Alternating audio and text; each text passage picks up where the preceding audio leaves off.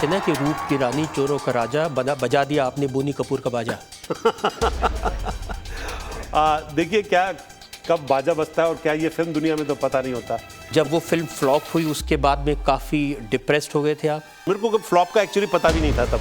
मेरे को ऐसा लगता है पिक्चरें तो सब लोग देखते हैं और स्पेशली रूप की रानी चोरों का राजा जो देखने जाएगा, बिकॉज इतनी भव्य फिल्म है, इतनी ज़बरदस्त पिक्चर है और मैं तो कमाल हो जाऊंगा इस पिक्चर के बाद। लोग मुझे बोलते थे आप क्लासरूम में बैठे होंगे, आप ब्लैक बोर्ड के पास होंगे, सारे डायरेक्टर जो है वो सीटों में बैठे होंगे, आप सबको फिल्म मेकिंग सिखा रहे होंगे। लेकिन बाद में हुआ कुछ, ना मैं क्लासरूम में था ना वो ब्लैक बोर्ड था, मैं बाहर खड़ा हुआ था और अंदर क्लास चल रही थी। मैंने तो सुना कि आपने चेन्नई के होटल में 7वीं मंजिल पर जाकर धर्मेंद्र स्टाइल में सुसाइड करने की धमकी दी थी। आप पता नहीं कहाँ से बात कुरेद के लाते हैं। आपकी बातें जानकर सुसाइड करने का दिल करता है सर। लेकिन अब आप इसको गोल मत करिए, बताइए ये बात सही है कि नहीं? नहीं, थोड़ा ख्याल आया था लेकिन सुसाइड से डर गया था मैं। और दूसरी बात थी कि जहाँ मैं सुसाइड करने की सोच रहा था, जब मैंने नीचे झांका तो नीचे खाना लगा हुआ था। मैंने कहा अगर मैं गिरा भी तो बैंगन की सब्जी में ना जाके गिरूं। बोला शायद खाने की वजह से ना नीचे गिरा हो। अगर बच गया तो मैंने वो आइडिया ड्रॉप कर दिया। आपको ये नहीं लगा कि आप कमाल अमरूही बन गए जिनकी रज़िया सुल्तान फ्लॉप हो गई, या राज कपूर बन गए जिनकी बड़ी मेरा नाम जोकर फ्लॉप हो गई? आप इन लोगों के नाम साथ मेरा नाम जोड़ रहे हैं, यही मेरे लिए काफ़ी है। आज कभी याद आता है कि वो फिल्म ऐसे ना हो करके ऐसे बनाई होती तो शायद बेहतर हो जाता? उस फिल्म को मैं कैसे भी बनाता, वो पिक्चर वर्क ही नहीं करती है सर।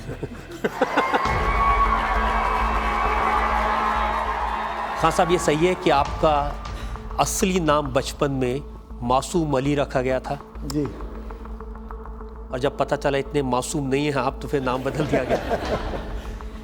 नहीं, ये मेरा सौभाग्य है कि ग्वालियर के घर में एक बहुत बड़े संत आए थे, साधु थे, तो बाबा का दिया हुआ नाम है।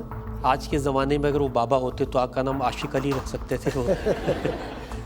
बिल्कुल, क्योंकि हम संगीत के ज़रिए खूबसूरती ढूंढते हैं, ये आप सही कह रहे हैं। क्रिटिक्स कहते हैं कि आपकी कॉन्सर्ट में ज़्यादा महिलाएं आपको देखने आती हैं बजाय म्यूज़िक सुनने की।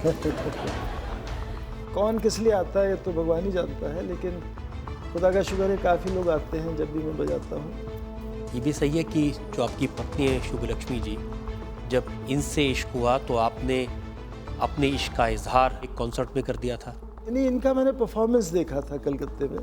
ये भरतनाट्यम की बहुत बड़ी कलाकार हैं और वो डांस देखकर ऐसा लगा कि भगवान ने शायद उनको मेरे लिए भेजा है दुनिया में।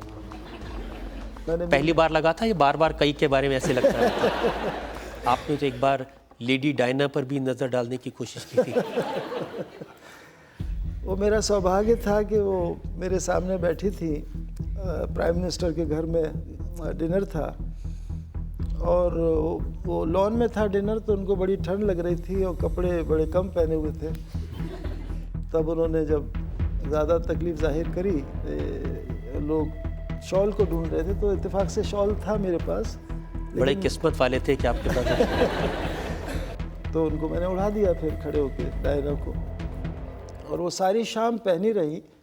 और जब जाने लगी तो वो वापस करना चाहती थी, तो मेरा दिल में यही आया। जब वो जा रही थी तो आई प्रेजेंटेड हर, मैंने कहा आप इसको रखिए, आप पे बड़ी अच्छी लग रही है shawl, you are looking beautiful.